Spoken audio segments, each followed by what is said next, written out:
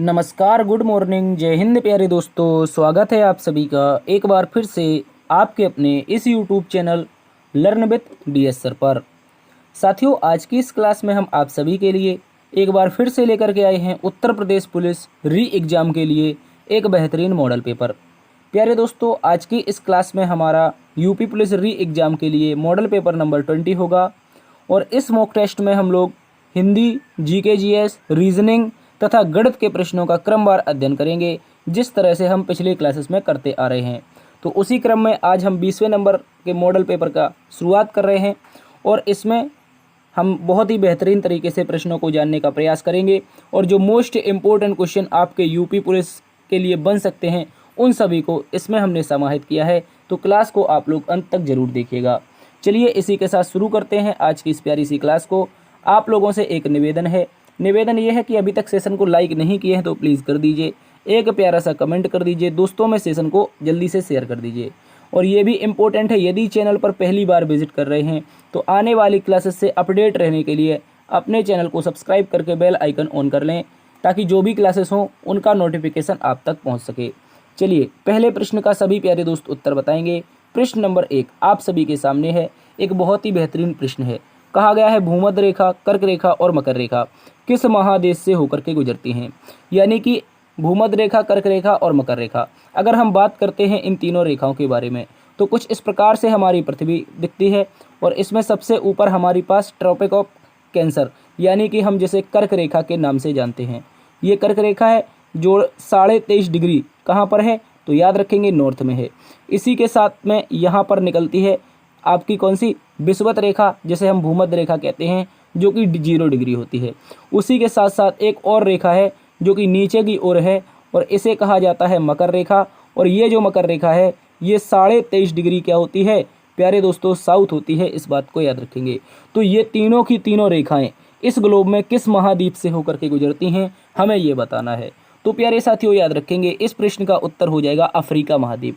Africa महाद्वीप वह महाद्वीप है जिसे हम अंध महाद्वीप के नाम से जानते हैं और दुनिया का यानी अपनी पृथ्वी का दूसरा सबसे बड़ा महाद्वीप है। तो अगर हम बात करते हैं इसके बारे में तो याद रखेंगे ये आपकी तीनों की तीनों रेखाएं हैं। आपके सामने 0 डिग्री भूमध्य रेखा है, 23.5 डिग्री ऊपर नॉर्थ कौन सी है तो ट्रॉपिक ऑफ कैंसर यानी कि कौन सी हो जाएगी दोस्तों, याद रखेंगे कर्क रेखा। उसी प्रकार ट्रॉपिक ऑफ कैप्रिकॉन यानी मकर रेखा आपकी 23.5 डिग्री साउथ में है। और ये जो महाद्वीप अफ्रीका आप पीले कलर में देख रहे हैं इनसे तीनों रेखाएं गुजरती हैं। ठीक है, याद रखेंगे तीनों की तीनों रेखाएं इसी से गुजरती हैं, इस बात को आपको याद रखना है। अगर इसी सापेक्ष में हमसे उत्तर पूछ रहे कि भारत से होकर के कौन सी रेखा गुजरती है तो उस प्रश्न का उत्तर हो जाएगा कर्क रेखा। ठीक है प्यारे साथियों, चलिए अगले प्रश्न में चलते हैं। अगला प्रश्न कहा गया है सिपाही विद्रोह या प्रथम स्वतंत्रता संग्राम किस वर्ष हुआ था। तो साथियों याद रखेंगे वर्ष 1857। वर्ष 1857 में भारत का पहला स्वाधीनता संग्राम हुआ था, इस बात को आपको याद रखना है। तो यहाँ से कुछ इंपॉर्टेंट प्रश्न बन सकते हैं, जैसे पूछेगा झांसी का नेतृत्व किसने किया था इस संग्राम में। दूसरा पूछेगा सर कानपुर का नेतृत्व किसने किया था। ठीक है, इसके अलावा तीसरा पूछ सकता है यहाँ पर आपसे बिहार का नेतृत्व पूछ सकता है। ठीक है, किसका, बिहार का। ठीक है, इसके अलावा आप लोगों से क्या पूछ सकता है, कानपुर हो गया, झांसी हो गया, इसके अलावा लखनऊ पूछ सकता है। तो ये सारे के सारे इंपॉर्टेंट है, याद रखेंगे आप लोग। आपको बिहार का बताना है, बिहार में किसने नेतृत्व किया था, याद रखेंगे। अगर हम झांसी की बात करें तो महारानी लक्ष्मीबाई, कौन सी, महारानी लक्ष्मीबाई के बारे में याद रखेंगे। ठीक है, इसके अलावा कानपुर से बात करते हैं तो नाना साहब के बारे में, किसके बारे में, नाना साहब के बारे में याद रखेंगे, इन्होंने किया था। अगर हम लखनऊ से बात करते हैं तो बेगम हजरत महल ने, किसने, बेगम हजरत महल ने किया था, इस बात को आप याद रखेंगे। तो इम्पोर्टेंट है, भारत का पहला स्वतंत्रता संग्राम था और भारत के पहले स्वाधीनता संग्राम को स्वतंत्रता संग्राम किसने कहा था तो याद रखेंगे BD सावरकर ने अपनी पुस्तक में कहा था। चलिए आगे चलते हैं। अगले प्रश्न में पूछा गया है विश्व में तंबाकू का सबसे बड़ा उत्पादक देश कौन सा है। तो इसका सही उत्तर हो जाएगा चीन। क्या हो जाएगा साथियों, विश्व में तंबाकू उत्पादन में सबसे बड़ा जो देश आता है वो चीन आता है, इस बात को याद रखेंगे। इसके अलावा चीन सबसे ज़्यादा गेहूं उत्पादित करता है, सबसे ज़्यादा प्यारे दोस्तों चावल उत्पादित करता है। ठीक है, इसके अलावा सबसे ज़्यादा ये क्या, चांदी उत्पादित करता है चीन। ठीक है, ये सारी की सारी चीज़ें आपको याद रखनी है। चलिए इसी के साथ आगे चलते हैं। अगले प्रश्न में बोला गया है वर्ष 2022 में किसे भारतीय भुगतान परिषद यानी पीसीआई का नया अध्यक्ष नियुक्त किया गया है। तो दोस्तों याद रखेंगे 2022 से अभी तक चले आ रहे हैं भारतीय भुगतान परिषद के अध्यक्ष। ठीक है, याद रखेंगे कौन है, तो इस प्रश्न का सही उत्तर हो जाएगा विश्वास पटेल। कौन हो जाएंगे साथियों? विश्वास पटेल इस प्रश्न का एकदम सही उत्तर है। 2022 से अभी तक वर्तमान में ये भारतीय भुगतान परिषद के अध्यक्ष हैं। अगले प्रश्न में चलते हैं। कहा गया है साथियों, डाक टिकट पर दिखाई देने वाली भारत की प्रथम महिला कौन थी? तो दोस्तों आपको याद रखना है, इसका सही उत्तर हो जाएगा मीराबाई, जिन्हें हम क्या कहते हैं? मीराबाई, जो कृष्ण की सबसे बड़ी भक्त थी कहते हैं दोस्तों। कहा जाता है इनके बारे में, कहावत है कि इनके जो महाराज थे वो कृष्ण से विरोध करते थे और इनको जहर दे दिया था। इन्होंने जहर भी पी लिया था लेकिन इनकी मृत्यु नहीं हुई थी। ठीक है, याद रखेंगे। तो ये वही मीराबाई हैं जिनको भारतीय डाक टिकट पर पहली बार दिखाया गया था। ठीक है, याद रखेंगे। अगर हम भारत की पहली महिला प्रधानमंत्री की बात करते हैं तो श्रीमती इंदिरा गांधी जी को याद रखना है। सरोजनी नायडू की बात करते हैं तो साथियों यहाँ पर ये भारत की पहली महिला राज्यपाल, ठीक है, पहली महिला राज्यपाल, याद रखेंगे। पहली महिला कौन थी प्यारे दोस्तों? गवर्नर ये थी। इसके अलावा जो इंडियन नेशनल कांग्रेस है, इंडियन नेशनल कांग्रेस विमेन की स्थापना किसने की थी? ठीक है, इंडियन नेशनल कांग्रेस विमेन की स्थापना किसने की थी? तो सरोजनी नायडू का भी नाम आएगा। और अभी हम महारानी लक्ष्मीबाई जी के बारे में देख चुके हैं। ये कौन थी? तो प्यारे दोस्तों स्वतंत्रता संग्राम में झांसी का नेतृत्व करने वाली महारानी थी। आगे चलते हैं। आगे कहा गया है निम्नलिखित में से कौन सी भाषा उत्तर प्रदेश की दूसरी राजभाषा है? तो दोस्तों एक बहुत इंपॉर्टेंट है। पहली की अगर बात करते हैं, पहली राजभाषा उत्तर प्रदेश की कौन सी है? तो याद रखेंगे साथियों वो है हिंदी। कौन है? हिंदी। अगर हम दूसरी राजभाषा की बात करते हैं तो ये उर्दू हो जाएगी। इस बात को आप सभी को अच्छे से याद रखना है। उर्दू 1988-89 में, प्यारे दोस्तों याद रखेंगे 1988-89 में ये जो उत्तर प्रदेश है इसकी दूसरी राजभाषा बनी थी। इस बात को आपको याद रखना है। अगले प्रश्न में बोला गया है नोबेल पुरस्कार पाने वाले प्रथम भारतीय कौन थे? तो दोस्तों याद रखेंगे ये आपके रविंद्रनाथ टैगोर जी। कौन थे? रविंद्रनाथ टैगोर जी। इनके द्वारा या कह सकते हैं इनकी एक पुस्तक थी जिसका नाम था गीतांजलि। ठीक है, इनकी एक पुस्तक थी जिसका नाम था गीतांजलि और इसी पुस्तक के लिए रविंद्रनाथ टैगोर जी को क्या मिला था? नोबेल पुरस्कार मिला था। इस बात को आपको याद रखना है। अगर दादा भाई नौरोजी की बात करते हैं, grand old man of India कहा जाता है। महात्मा गांधी के बारे में आप जानते हो, करो या मरो का नारा किसने दिया था? ये क्वेश्चन कई बार एग्जाम में पूछा है। करो या मरो का नारा किसने दिया? गांधी जी ने दिया था। अगर जमशेद जी टाटा की बात करें तो इनका एक बहुत बड़ा योगदान रहा है टाटा को बड़ा करने में, यानी जो टाटा कंपनी वर्तमान में हम देखते हैं इनको बड़ा बनाने में कंपनी को बहुत बड़ा योगदान दिया है। किसका? तो प्यारे दोस्तों याद रखेंगे जमशेद जी टाटा जी का। आगे चलते हैं। आगे कहा गया है जिस दिन पृथ्वी सूर्य से सर्वाधिक दूरी पर एपीहीलियन होती है, यानी कि प्यारे दोस्तों याद रखेंगे सबसे पहले तो आप यहाँ पर मानिए ये क्या है प्यारे दोस्तों? सूर्य है। ये एक सूर्य है। मैं आपको पूरी की पूरी ज्योग्राफी यहाँ पे समझा दूंगा। ये हमारा सन है। अगर हम बात करते हैं सन से, ये हमारी अर्थ है। अगर अर्थ हमारी सन से कुछ दूरी पर स्थित है, ये एक घटना बनती है। उसी प्रकार से एक घटना कुछ इस प्रकार से बनती है। ये जो अर्थ है ये सन से एक नॉर्मल न्यूनतम दूरी पर होती है। यहाँ पर दूरी कैसी होती है? मैक्सिमम होती है। और यहाँ पर दूरी कैसी होती है प्यारे दोस्तों? मिनिमम होती है। तो मैक्सिमम दूरी क्या कहलाती है हमें ये बताना है, और मैक्सिमम दूरी क्या कहलाती है ये बताना है, और मिनिमम दूरी क्या कहलाती है हमें ये बताना है।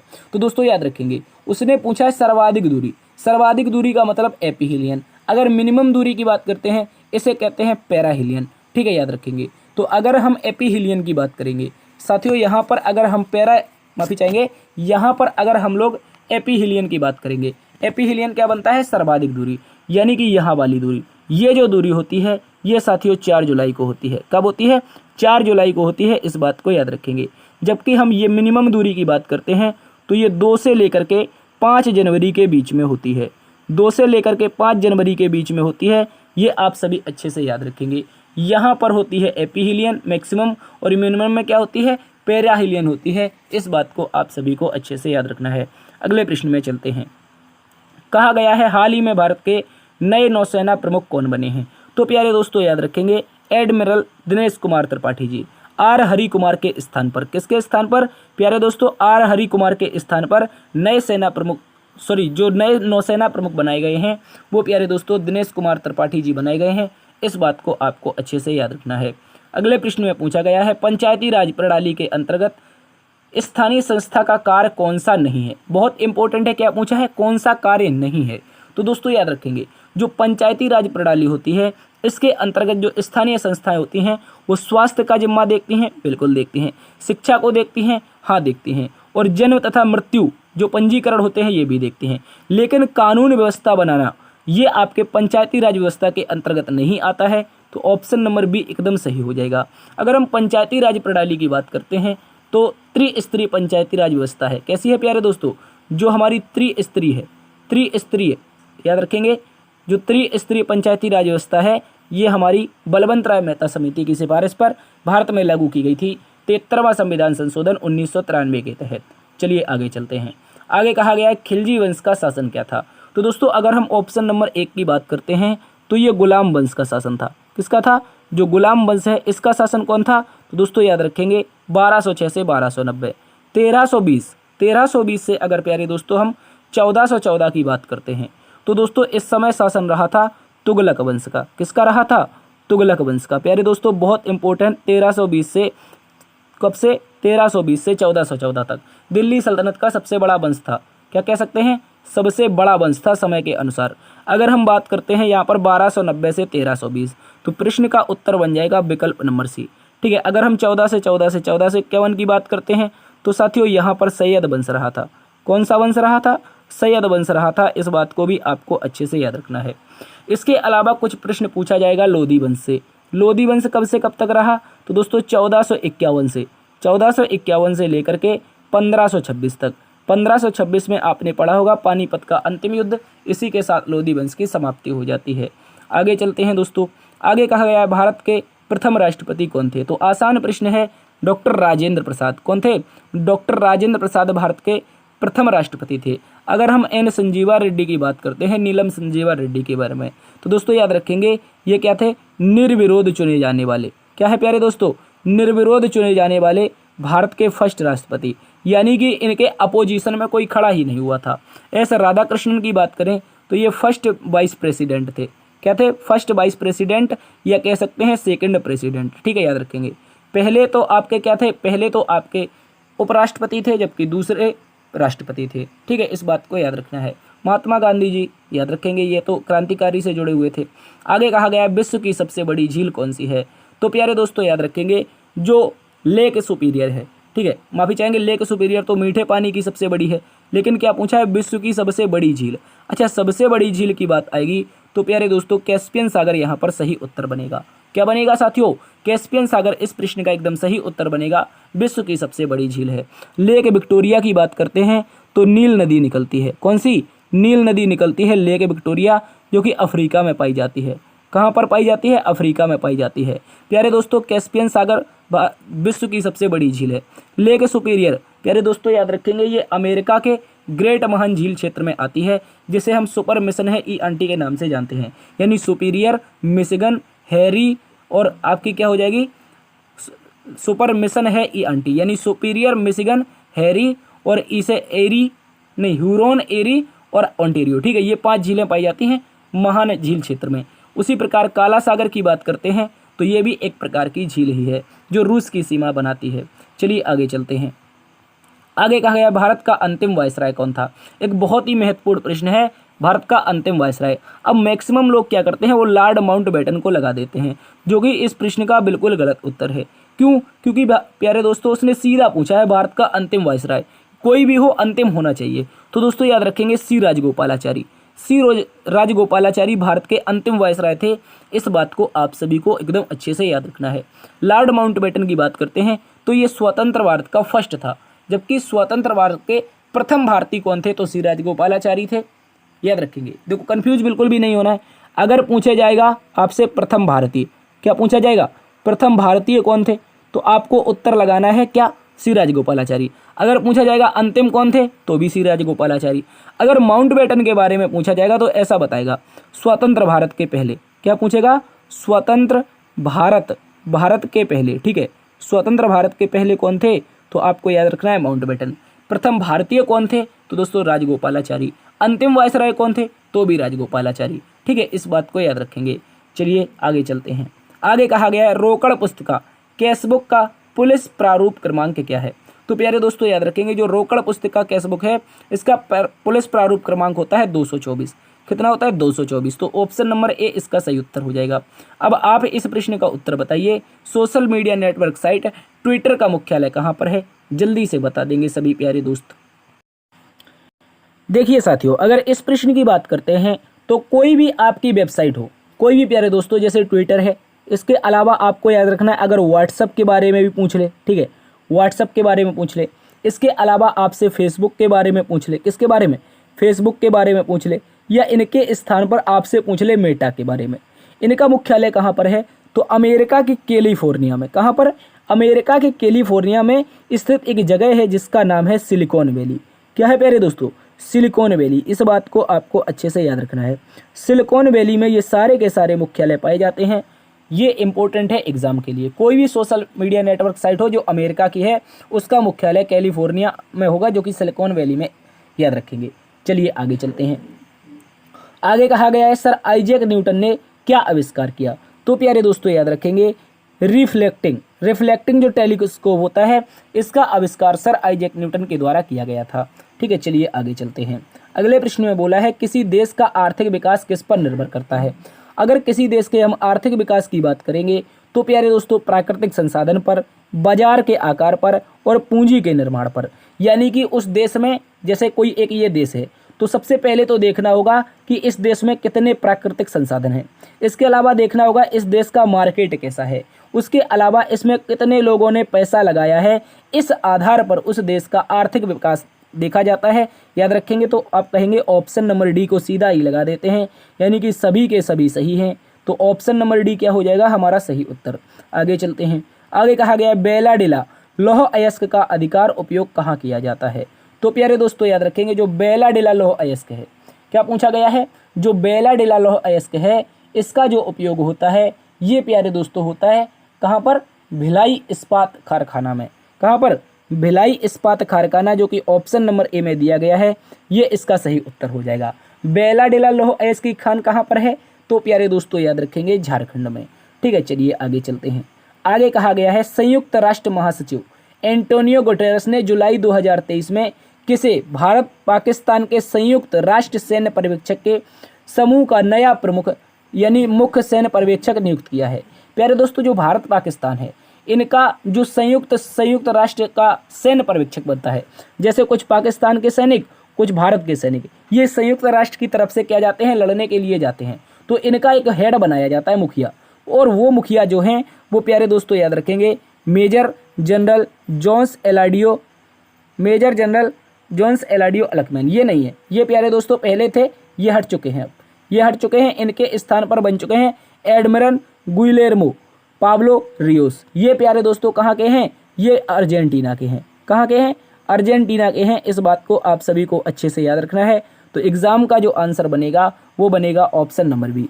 ठीक है, अगर क्वेश्चन पूछा जाता है एग्जाम में कि भारत पाकिस्तान की जो संयुक्त राष्ट्र की सैन्य पर्यवेक्षक टुकड़ी है उसका नया प्रमुख कौन बना है? तो एडमिरल गुइलेर्मो पाब्लो रियोस। ठीक है, याद रखेंगे अर्जेंटीना के हैं, इंपॉर्टेंट है। पहले कौन थे? तो मेजर जनरल जॉन्स एलाडियो अलकैन थे। आगे चलते हैं।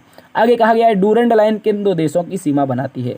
तो प्यारे दोस्तों आप सभी याद रखेंगे डूरंड लाइन जो है वो पाकिस्तान और अफगानिस्तान की सीमा बनाती है।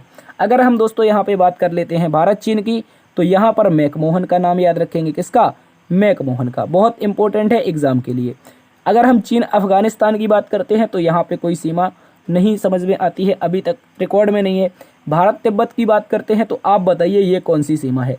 एक इंपॉर्टेंट क्वेश्चन बन सकता है भारत तिब्बत के लिए। और वो सीमा हमारे लद्दाख क्षेत्र से लगती है। ठीक है, कहाँ से? जो हमारा लद्दाख वाला एरिया लगता है, कहाँ से? तिब्बत से, उसमें बनती है वो सीमा, भारत तिब्बत की सीमा, या फिर भारत चीन की ही सीमा कह सकते हैं। और अब मैं आपको बता देता हूँ, उसको कहा जाता है हेरोन्स लाइन। क्या कहा जाता है? हेरोन्स लाइन कहा जाता है, याद रखेंगे। आगे चलते हैं। कहा गया है भारत में ग्रैंड ट्रंक रोड किसने बनवाई थी? तो दोस्तों याद रखेंगे ग्रैंड ट्रंक रोड का निर्माण शेरशाह सूरी के द्वारा किया गया था। इस बात को आप सभी को अच्छे से याद रखना है। Grand trunk road Sher Shah Suri. ठीक है, सूर्यवंश का शासक था। अकबर की बात करते हैं मुगल वंश में, जहांगीर मुगल वंश में, इल्तुतमिश कौन से वंश में था? तो ये प्यारे दोस्तों गुलाम वंश का सेकंड शासक था। कुतुबुद्दीन ऐबक के बाद कौन बना था? इल्तुतमिश बना था। चलिए आगे चलते हैं। आगे कहा गया निम्नलिखित में से कौन सी नदी उत्तर प्रदेश में बहती है। तो दोस्तों अगर ऑप्शन नंबर ए की बात करते हैं तो घाघरा ही इसका सही उत्तर हो जाएगा।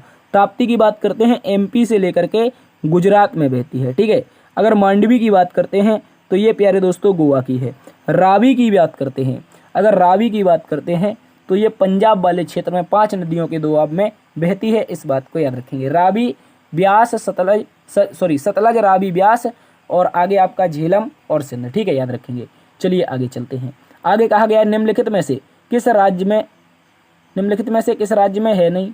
ये तो गड़बड़ हो गई भाई, क्वेश्चन ही गड़बड़ है। कह रहा निम्नलिखित में से किस राज्य में है ही नहीं। अब पता नहीं क्या नहीं है। असम ऑप्शन में है, केरल ऑप्शन में है, त्रिपुरा ऑप्शन में, नागालैंड ऑप्शन में है। तो इसका उत्तर क्या हो सकता है बताइए। निम्नलिखित में से किस राज्य में है ही नहीं, तो ये क्वेश्चन तो कुछ गड़बड़ है भैया। आगे चलते हैं। इसके अलावा आगे देखो, कहा गया है सूर्य पूर्व की दिशा से उगता है और पश्चिम में डूबता है, इसका कारण क्या है बताइए। सूर्य पूर्व से तो निकलता है लेकिन पश्चिम में डूब जाता है, इसका कारण क्या है। पृथ्वी की आकृति नहीं बनेगा। पृथ्वी का सूर्य के चारों ओर परिक्रमण करना, ये प्यारे दोस्तों कह रहा है सूर्य पूर्व में उगता है और पश्चिम में डूबता है। दोस्तों ये परिक्रमण करना तो नहीं होगा, सूर्य के चारों ओर परिक्रमण नहीं बनेगा। पृथ्वी जब अपनी धुरी पर घूमेगी तभी तो वो क्या करेगी, दिन रात बनाएंगी। जैसे हमने कहा ये हमारे पास सूरज है, ये क्या है, ये प्यारे दोस्तों सूरज है। अगर मैंने कहा पृथ्वी यहाँ पे घूम रही है, ये पृथ्वी घूम रही है अपने अक्ष पर, तो मेरे एक बात समझना है, अगर ये वाला एरिया सामने है तो इस पे उजियाला होगा और पीछे वाले पे अंधेरा होगा। लेकिन जब ये पृथ्वी घूम गई, फिर से घूम गई, इस तरफ आ गई, इस तरफ, तो अब ये वाला एरिया डार्क हो जाएगा और ये उजियाले में रहेगा, ठीक है, याद रखेंगे। तो हमेशा एक एरिया डार्क एक उजियाला का कुल मिलाकर के पृथ्वी का अपने अक्ष पर घूमना है। क्या है, दिन रात होने का कारण पृथ्वी का अपने अक्ष पर घूमना है, इस बात को याद रखेंगे। आगे चलते हैं। अब चलिए प्यारे दोस्तों हम रीजनिंग को शुरू कर रहे हैं। तो रीजनिंग एक इम्पोर्टेंट सब्जेक्ट है, एग्जाम में सबसे ज़्यादा क्वेश्चन पूछे जाते हैं 55 से 57 तक। तो इनको हम बहुत ही बेहतरीन तरीके से जानेंगे और आप पहले ही प्रश्न का उत्तर बताएंगे। प्रश्न एग्जाम के लिए इम्पोर्टेंट है, इसका उत्तर क्या होगा। देखिए प्यारे दोस्तों, प्रश्न को आपको गौर से समझना है। पहले तो देखो लिखा गया है 196, क्या लिखा गया है, गौर से समझना है, 1 मिनट। पहले लिखा गया है 196 जो कि लिखा गया है 14 का स्क्वायर, ठीक है। उसके बाद लिखा गया है 16, 16 क्या है प्यारे दोस्तों, ये 4 का स्क्वायर है। अगर हम 144 की बात करते हैं, किसकी, 144 की, गौर से समझना है, 144, ये क्या हो जाएगा, ये 12 का स्क्वायर हो जाएगा। उसी प्रकार से हमने देखा कि यहाँ पे 36 लिखा हुआ है। अब 36 किसका स्क्वायर है, तो बोलोगे सर 6 का स्क्वायर है। अगर दोस्तों हम आगे और देखेंगे, अगर और आगे देखेंगे तो ये क्या है, 10 है, और 10 का मतलब क्या है, माफी चाहेंगे, ये 100 है और 100 का मतलब क्या है, 10 का स्क्वायर है। अब उसे बताना है कि यहाँ पे जो डब्बा आया है यानी क्वेश्चन मार्क आया है इसमें क्या आएगा। तो इसके लिए लॉजिक है, लॉजिक क्या है, अल्टरनेट। देखो 14 में से 2 घटा 12, 12 में से 2 घटा 10, ठीक है, याद रखेंगे। उसी प्रकार 4 में 2 जोड़ा 6, 6 में 2 जुड़ेगा तो 8, यानी कि जो संख्या आएगी वो 8 का स्क्वायर आएगी। और 8 का स्क्वायर जो होगा वो 64 होगा, और 64 जो होगा वो हमें ऑप्शन नंबर बी में दिया है। तो ऑप्शन नंबर बी प्यारे दोस्तों सही उत्तर हो जाएगा। इस बात को आप सभी को अच्छे से याद रखना है, एग्जाम के लिए इंपॉर्टेंट है। चलिए आगे चलते हैं। आगे कहा गया है दोस्तों, उस पद का चयन करें जो तीसरे पद से उसी प्रकार संबंधित है जिस प्रकार दूसरा पद पहले पद से संबंधित है। कह रहा है कि भविष्यवाणी करना अगर भविष्य से संबंधित है तो पश्चाताप करना किससे संबंधित हो जाएगा। तो दोस्तों याद रखेंगे, देखो भविष्यवाणी जो होती है वो भविष्य के लिए की जाती है, बोलो, जो भविष्यवाणी होगी वो भविष्य के लिए की जाएगी। उसी प्रकार पश्चाताप क्यों किया जाएगा, पश्चाताप भूतकाल में किए गए कार्यों के लिए किया जाएगा। तो भूतकाल में जो भूतकाल में हमसे कार्य हुए हैं उनकी गलती ना दोहराई जाए, इस कारण प्यारे दोस्तों हम पश्चाताप करते हैं। तो ऑप्शन नंबर जो सी है भूतकाल दिया गया है, ये इस प्रश्न का एकदम सही उत्तर हो जाएगा। साथियों आप सभी अच्छे से याद रखेंगे, ठीक है। चलिए आगे चलते हैं। आगे कहा गया है ए उत्तर की दिशा में 4 किलोमीटर चलता है। तो ए नाम का लड़का है वो उत्तर की दिशा में 4 चलता है। तो हमने कहा ए नाम का लड़का यहाँ से चल रहा है और उत्तर की ओर जा रहा है, कहाँ पे, उत्तर की ओर, ठीक है, याद रखेंगे। ये उत्तर की ओर जा रहा है वो भी 4 किलोमीटर।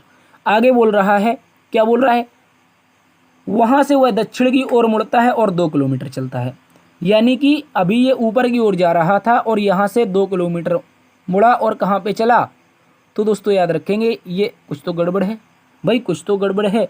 कह रहा है ये उत्तर की ओर 4 किलोमीटर चलकर दाहिने ओर मुड़कर 5 किलोमीटर चलता है। ओहो ये गड़बड़ हो गई मेरे से। वो कह रहा है कि ए नाम का जो लड़का है वो 4 किलोमीटर उत्तर की ओर चलता है। तो देखो यहाँ से मैंने ए को चलाया 4 किलोमीटर, ठीक है, कितना 4 किलोमीटर, और दाहिने ओर मुड़कर 5 किलोमीटर जाता है, यानी दाहिने सीधे हाथ पर मुड़ेगा और यहाँ पे 5 किलोमीटर चला जाएगा। कह रहा है फिर वह दक्षिण की ओर मुड़कर 2 किलोमीटर चलता है, दक्षिण की ओर मुड़ा है प्यारे दोस्तों और 2 किलोमीटर चला है। कह रहा है फिर वह पश्चिम की ओर मुड़कर 3 किलोमीटर चलता है और कुछ विश्राम करता है। दोस्तों यहाँ से यहाँ तक आया 3 किलोमीटर, अब वह कुछ विश्राम कर रहा है। कह रहा है फिर आगे 2 किलोमीटर और चलता है, यानी यहाँ पे उसने विश्राम किया और आगे 2 किलोमीटर और चलता है, तो 2 किलोमीटर हमने आगे और चला दिया। कह रहा है अपने आरंभिक बिंदु से ए अब कितनी दूर है, यानी कि ए ने चलना कहाँ से प्रारंभ किया था भैया, यहाँ से किया था, और आया कहाँ पे, यहाँ पे। टोटल दूरी 4 थी, लेकिन भैया उसने कहा है कि हमने तो ये दूरी 2 तय कर ली है, तो ये भी 2 होगी। क्यों? क्योंकि सम्मुख भुजाएं तो समान होती हैं। ये बन रहा है एक आयत, तो दोस्तों यहाँ पे 2 आ जाएगी। अगर टोटल दूरी 4 है तो ये 2 हो गई, तो नीचे वाली ये कितनी बचेगी, ये बचेगी प्यारे दोस्तों 2 किलोमीटर। कितनी बचेगी, 2 किलोमीटर। प्रश्न का उत्तर आएगा 2 किलोमीटर, विकल्प नंबर सी। क्या आएगा साथियों, विकल्प नंबर सी आएगा। इस बात को आप सभी को अच्छे से याद रखना है, एग्जाम के लिए बेहद ही महत्वपूर्ण है। चलिए आगे चलते हैं, प्रश्न को रिवर्स करके जरूर देखिए जिनको समझ में नहीं आया है। अगला प्रश्न कह रहा है यदि किसी कूट भाषा में मंजर को ये लिखा जाता है और टाडा को ये लिखा जाता है तो मदुरई का कोड क्या हो जाएगा। चलिए देखते हैं, बिना किसी देरी के देखते हैं। कहा गया है MIN, फिर क्या है JU और R, तो MIN JUR कहा गया है। दोस्तों इसमें लिखा है 31, 31 के बाद में 25, 25 के बाद में लिखा गया है 47, ठीक है, 31, 25, 47 इसको लिखा जाता है। उसी प्रकार से हमें आगे और दिया गया है टाडा TA, उसके बाद में DA, TADA दिया गया है। तो दोस्तों अब यहाँ पे आप लोग देखिए, इसको लिखा गया है 68, 68, उसके बाद में क्या है 98, ठीक है, 68 और 98। अब हमें कोड बताना है मदुरई का। मदुरई कहाँ पर लिखा है, तो हम इसको लिख देते हैं MADURA और I, ठीक है, ये रहा मदुरई। अब गौर से समझिए प्यारे दोस्तों, जो जिसके सामने कोडेंगे उसका वही कोड। जैसे M के सामने क्या है 3 है, गौर से समझना है, M के सामने 3 है तो हम M के सामने 3 लिखेंगे, यानी विकल्प की जो शुरुआत होगी वो 3 से होगी, तो सभी में हो रही। अब लास्ट वाला देखते हैं, I के सामने कितना है, I के सामने 1 है, तो I के सामने 1 यानी लास्ट में 1 आना चाहिए, ठीक है। तो ये दो नंबर का ऑप्शन गलत हो गया। अब देखिए, अब हम चेक करेंगे यहाँ से आगे से थर्ड नंबर का। आगे से थर्ड नंबर पर कौन है, आप कहोगे सर D है, D के लिए 9 लिखा गया है, तो आगे से थर्ड नंबर पर 9 आना चाहिए। देखो थर्ड नंबर पर 6 है, थर्ड नंबर पर यहाँ भी 9 है और यहाँ भी है, एक और आगे यानी कि U को हम क्या लिख सकते हैं, U को लिख सकते हैं 4, तो 94 होगा, यहाँ पे 94 होगा। तो आप कहोगे हाँ सर, तो ये 97 क्यों है, तो इसी नंबर गलत है। अब बचा केवल और केवल ऑप्शन नंबर 1, तो ऑप्शन नंबर 1 प्यारे दोस्तों इस प्रश्न का एकदम सही उत्तर हो जाएगा, इस बात को याद रखेंगे। इसी के साथ अगले प्रश्न में चलते हैं। अगले प्रश्न में प्यारे दोस्तों कहा गया है, कह रहा है निम्नलिखित अंकों में से श्रृंखला में ऐसे कितने 7 हैं जिनके ठीक पहले 6 परंतु ठीक बाद में 5 नहीं है। यानी कि एक ऐसा हमें 7 ढूंढना है जिसके ठीक पहले 6 तो हो लेकिन बाद में 5 ना हो। तो चलिए देखते हैं, 7 के पहले क्या 6 है, आप कहोगे नहीं छोड़ दो। क्या 7 के पहले 6 है लेकिन बाद में 5 है, तो इसको भी छोड़ दो। अब प्यारे दोस्तों 7 के पहले 6 है, कहोगे नहीं है सर, नहीं है भैया, तो इसको भी काट दो। 7 के पहले 6 है, 7 के पहले 6 यहाँ पर भी नहीं है, इसको भी काट दो, ठीक है। इसके अलावा यहाँ भी नहीं है तो इसको भी काट दो। अब आप कह सकते हो कि सर हमें यहाँ पे जो 7 मिले थे वो कुल मिलाकर के 5 मिले। जो 7 मिली थी संख्या 7, ये 5 बार में मिली, लेकिन एक बार भी ऐसा संयोग नहीं बना कि ठीक उसके पहले 6 आ जाए, ठीक उसके बाद में 5 आ जाए। तो दोस्तों याद रखेंगे, कह रहा है कि ठीक उसके पहले 6 हो परंतु 5 बाद में ना हो, तो यही कंडीशन तो है यहाँ पे, तो 5 बाद में आ रहा है। तो इस कारण से एक भी ऐसा 7 नहीं है जिसके पहले 6 हो परंतु बाद में 5 ना हो, तो यही इसका सही उत्तर बनेगा। ऑप्शन नंबर 1 0 है। आगे चलते हैं, आगे एक और डायरेक्शन और डिस्टेंस कहा गया है दोस्तों, दीपक उत्तर की ओर 20 किलोमीटर चलता है। क्या बोला है कि जो दीपक नाम का लड़का है वो उत्तर की ओर 20 मीटर चलता है, ठीक है। तो हम यहाँ से चलाते हैं, दीपक उत्तर की ओर 20 मीटर जा रहा है। अब कह रहा है दोस्तों वह बाएं मुड़ता है और 40 मीटर चलता है, यानी कि दोस्तों यहाँ से बाएं मुड़ेगा। बाएं मुड़ने का मतलब है कि पश्चिम दिशा में जाएगा। बोलो भैया कहाँ पे जाएगा, बाएं मुड़ेगा तो पश्चिम दिशा में, यानी कि 40 चलेगा। अब कह रहा है वह फिर बाएं मुड़ता है और 20 मीटर चलता है, यानी यहाँ से फिर मुड़ा है भैया, यहाँ से फिर मुड़ा है और उसने दूरी कितनी तय की है, 20 तय की है। कह रहा है उसके बाद वह दाएं मुड़ करके 20 मीटर चलता है। अब दोस्तों यहाँ से ये बंदा दाएं मुड़ेगा और दाएं मुड़ने का मतलब है ये लड़का यहाँ पे चला जाएगा 20 मीटर, याद रखेंगे। अब बोला गया है कि वह प्रारंभिक स्थिति से कितनी दूर है, तो गौर से समझना है आपको। सबसे पहले तो ये पूरा बॉक्स बना लो, तो ये सम्मुख भुजाएं समान हो जाएगी, 40 ही हो जाएगी।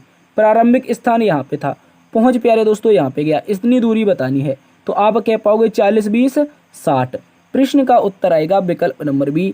कितनी दूरी पर स्थित है साथियों, 60 मीटर की दूरी पर स्थित है। कितनी दूरी पर, 60 मीटर की दूरी पर। प्रश्न का एकदम सही उत्तर ऑप्शन नंबर बी बनेगा, इस बात को याद रखेंगे। आगे चलते हैं। कहा गया है दोस्तों अंग्रेजी वर्णमाला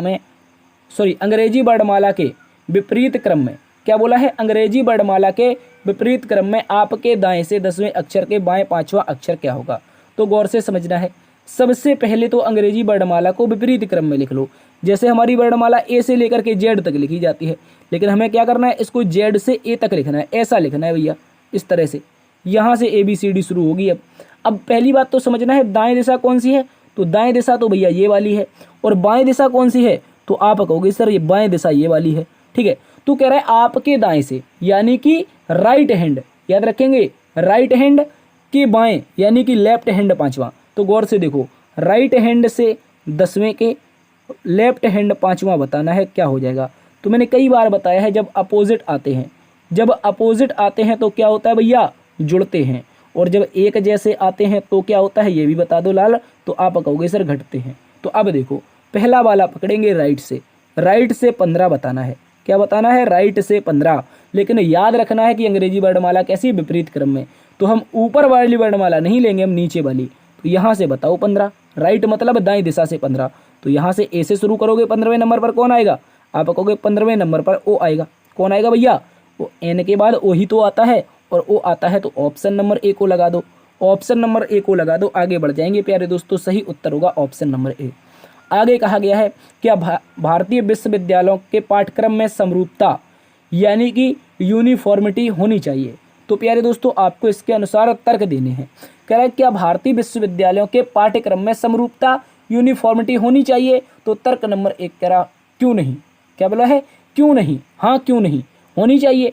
और कह रहा है नहीं, क्योंकि भारत जैसे बड़े देश में, वैविध्यपूर्ण देश में स्थानीय आवश्यकताओं के अनुरूप पाठ्यक्रम होना चाहिए। कह रहा है नहीं, क्यों नहीं होना चाहिए, क्योंकि भारत जैसा एक बड़ा देश है, और इस बड़े देश में क्या करना है कि जो स्थानीय आवश्यकताएं हैं देश की, उसके अनुसार पाठ्यक्रम होना चाहिए। ये सही होगा अथवा गलत होगा, मुझे आपको ये बताना है। एक बहुत ही बेहतरीन क्वेश्चन है एग्जाम की दृष्टि से। देखिए साथियों, मेरी बात को समझो। कथन में उसने सीधा बोला है कि भारतीय विश्वविद्यालय जो उसमें पाठ्यक्रम में समरूपता होनी चाहिए, तो कह रहा है हाँ क्यों नहीं। तो भैया ये कोई तर्क नहीं है, ये कोई तर्क नहीं है, ये कोई आर्गूमेंट नहीं है, ये तो गलत हो गया। इतना छोटा सा तर्क थोड़ी ना होगा। अब कह रहा है नहीं, क्योंकि भारत जैसे बड़े देश में, वैविध्यपूर्ण देश को स्थानीय आवश्यकताओं के अनुरूप पाठ्यक्रम होना चाहिए। तो ये बिल्कुल सही बात कह रहा है। जैसे हम बात करते हैं अपने हिंदी भाषी क्षेत्र की, जैसे उत्तर भारत के कुछ राज्य हैं, मान लीजिए यूपी है, यूपी के अलावा राजस्थान है, ठीक है, राजस्थान के अलावा बिहार है। तो इनमें क्या होता है प्यारे दोस्तों, इन बिहार, राजस्थान, उत्तर प्रदेश में हिंदी भाषा चल जाती है, तो हिंदी भाषा में पाठ्यक्रम हो जाता है। जबकि हम वहीं द्रविड़ भारत में चले जाएं, अपने दक्षिण भारत में चले जाएं, तो प्यारे दोस्तों याद रखने, अपने सदर्न पार्ट में क्या होता है, वहाँ पर अलग अलग भाषाएं, जैसे कन्नड़ा है, जैसे आपकी तेलुगु है, ठीक है, तेलुगु है, तमिल है आपकी, और कौन सी है, मलयालम है। तो अलग अलग भाषाएं हैं। तो विश्वविद्यालय तो भैया क्या भारतीय पाठ्यक्रम में समरूपता होनी चाहिए। भैया भारत के विश्वविद्यालयों में कैसे समरूपता ला पाओगे, क्योंकि हमें तो स्थानीय आवश्यकताओं की पूर्ति करनी है। तो आप कहोगे भैया सेकंड वाला बिल्कुल तर्क है, सत्य है, और विकल्प नंबर बी यदि केवल 2 निकलता हो। इस बात को याद रखना है, ये एग्जाम के लिए इंपॉर्टेंट है। आगे चलते हैं। आगे कहा गया दिए गए अक्षर श्रृंखला में अगले पद को बताइए। चलिए देखिए, तो दोस्तों यहाँ पे ए है, अगला वाला पहला बी है, फिर अगले पहला सी है, फिर और आगे पहला डी है, और आगे पहला क्या आएगा, तो आप कहोगे सर ई आएगा, क्योंकि शुरुआत ही हो रही है। पहला का जब हम पद मिलाएंगे तो सभी में ABCD करके आ रहे हैं। उसी प्रकार से यहाँ पे लास्ट का लास्ट से मिला लो, एन के बाद ओ के बाद पी के बाद क्यू, तो क्यू के बाद क्या आना चाहिए, आर होना चाहिए। तो प्रश्न का जो उत्तर बनेगा वो ई और आर बनेगा। ऑप्शन नंबर बी में दिया है साथियों, ऑप्शन नंबर बी आप लोगों का एकदम सही उत्तर हो जाएगा, याद रखेंगे। आगे की ओर चलते हैं। आगे कहा गया है अपराध को करने के लिए क्या होना जरूरी है। बताइए अपराध को करने के लिए क्या होना जरूरी है। तो ये एक बेहतरीन क्वेश्चन बन सकता है, क्योंकि भैया आप तो पुलिस की तैयारी कर रहे हैं, तो आप कहोगे सर हमसे अपराध क्यों करवा रहे हैं। एक बात समझना है, मानसिक अभिरुचि में हम समझते हैं कि अपराधी क्या सोच रहा है। तो अपराध को करने के लिए क्या होना जरूरी है, आपसे कुछ इस प्रकार से पूछा गया है। आशय होना जरूरी है, नहीं बनेगा। कार्य होना जरूरी है, नहीं बनेगा। आशय वैसा नहीं रहा हो अपराध करने के लिए, जिस उद्देश्य से आप काम करने गए थे, अगर उद्देश्य आपका बदल जाए। जैसे आपसे कोई कहे ऐसा करो भाई मेरे 1 केजी आलू ले आओ, देसी भाषा में समझाते हैं। 1 किलो किसी ने आपसे आलू ले आए, ठीक है, मंगाए, लेकिन आपने क्या किया, 1 किलो तो लाए थे, लेकिन भैया 200 ग्राम अपने घर में निकाल लिए और 800 ग्राम क्या कर दिया, 800 ग्राम क्या कर दिया आपने उसको दे दिया जिसने 1 किलो मंगाए थे। तो आपकी यहाँ पर क्या हुई, आशय आवश्यकता यानी भावनाएं बदल गई ना। तो आशय वैसा नहीं रहा जैसे उसने 1 किलो मंगाए थे, आपने तो 800 ग्राम दिए, यानी कि आपका जो प्रवृत्ति हो गई वो अपराध वाली हो गई, आपराधिक प्रवृत्ति हो गई। तो कहेंगे कि ऑप्शन नंबर सी एकदम सही उत्तर है, याद रखेंगे। आशय वैसा नहीं रहा हो अपराध करने के लिए। चलिए आगे चलते हैं। आगे कहा गया है साधारण तौर पर किसी थाने के भारसक अधिकारी को एक थाने में कितने समय तक रहना चाहिए। तो अगर साधारणता बात करते हैं तो भारसक अधिकारी कम से कम 1 वर्ष तक रहता है। कब तक रहता है, भारसक अधिकारी 1 वर्ष तक रहता है। और मैंने एक बार बताया भी था कि भारसक अधिकारी होता कौन है, अगर याद हो तो पिछली ही मानसिक अभिरुचि में बताया है कि भारसक अधिकारी होता कौन है, आपको बताना है। चलिए आगे चलते हैं। आगे कहा गया निम्नलिखित में से असंगत क्या है। असंगत बताना है तो दोस्तों याद रखेंगे, यहाँ पर क्या है, P16 पर है, E5 पर है, ये 9 पर है और O15 पर है। तो आप कह सकते हो कि P आपकी विषम है, क्योंकि ये एक सम संख्या पर आ रही है, जबकि ये क्या है, ये विषम है। लेकिन एक और लॉजिक है, लॉजिक क्या है, ये भैया तीनों के तीनों स्वर हैं, जबकि P क्या है, एक व्यंजन है। P एक व्यंजन है जबकि ये तीनों के तीनों स्वर हैं। तो ऑप्शन नंबर ए ही क्या होगा, असंगत होगा, याद रखेंगे। आगे चलते हैं। आगे कहा गया निम्नलिखित आकृति क्रम में अगली आकृति की पहचान कीजिए। तो गौर से समझिए प्यारे दोस्तों, आपको एक बात समझनी है। क्या बात समझनी है, सबसे पहले तो इसको पकड़ लो कौन सा कहाँ भाग रहा है। पहली आकृति इस कॉर्नर पर है, अगली वाली इसके में पहुँच गई, यानी इस वाले में, याद रखेंगे, इसमें पहुँच गई, ठीक है। उसके बाद उसने ऊपर का छोड़ दिया, यानी कि इसके स्थान पर एक छोड़कर दूसरे में आ गई, ठीक है। उसके बाद 2 छोड़ करके तीसरे में आ गई, 2 छोड़ करके तीसरे में आ गई। अब 3 छोड़ेगी, 1 2 3, तो यहाँ पे आएगी, देखो यहाँ पे आ गई। अब 4 छोड़ेगी, 1 2 3 4, तो इसके जस्ट बगल में आएगी, यानी ऊपर वाले में, जस्ट बगल में। तो ये नीचे तो होगी नहीं, और ये भी नीचे नहीं होगी, और ये ऊपर नहीं होगी। उत्तर आएगा ऑप्शन नंबर ए। क्या आएगा साथियों, ऑप्शन नंबर ए आएगा, याद रखेंगे। ऑप्शन नंबर ए एकदम सही उत्तर है। सबसे पहले तो हमारा कुछ इस प्रकार की आकृति बनेगी, ठीक है, याद रखेंगे। पहले कहाँ पर थी, इस एरिया को डार्क कर रही थी यहाँ पे, तो यहाँ पे 5 पॉइंट छोड़ देने, 1 2 3 4, ठीक है, सॉरी 4 छोड़ने थे, तो 4 छोड़ करके ये वाला एरिया डार्क हो जाएगा, याद रखेंगे। चलिए आगे चलते हैं। आगे प्रश्न में कहा गया है निम्नलिखित में से कौन सा एक शब्द से संबंध नहीं रखता है। तो कह रहा है निकालना, कटौती, जमा और विकलन। दोस्तों याद रखेंगे, निकालने का मतलब क्या है, किसी चीज़ को कम करना। क्या करना है, कम करना। वहीं पर दोस्तों कटौती की बात करते हैं तो इसको भी कम करना। बोलो, इसमें भी तो होता है कटौती में कम करना। जमा में क्या होता है, ज़्यादा। बोलो, जमा तो एक अलग चीज़ है, ठीक है। अगर विकलन की बात करें तो इसका भी अर्थ क्या होता है, कम करना होता है। तो आप कहोगे 3 के अर्थ कम करना है, तो ऑप्शन नंबर सी एक ऐसा विकल्प है जो शेष से संबंध नहीं रखता है। ऑप्शन नंबर सी इसका सही उत्तर हो जाएगा। जो जमा है वो अलग है। आगे चलते हैं। आगे प्रश्न में कहा गया दी गई आकृतियों में से 3 किसी न किसी रूप से संगत हैं जबकि एक असंगत है, असंगत की पहचान करिए। चलिए देखिए, मेरी बात को समझना है प्यारे दोस्तों आप लोगों को। क्या है, यहाँ पे आपका अंदर चतुर्भुज है और ऊपर क्या है, पंचभुज है। अंदर चतुर्भुज, ऊपर पंचभुज। इसमें अंदर चतुर्भुज है, ऊपर क्या है, छठभुज है। इसमें क्या है, अंदर पंचभुज है, ऊपर चतुर्भुज है। उसके अलावा यहाँ पे क्या है, ऊपर छठभुज है, नीचे चतुर्भुज है। तो अब मुझे बताओ इस प्रश्न का उत्तर क्या होगा।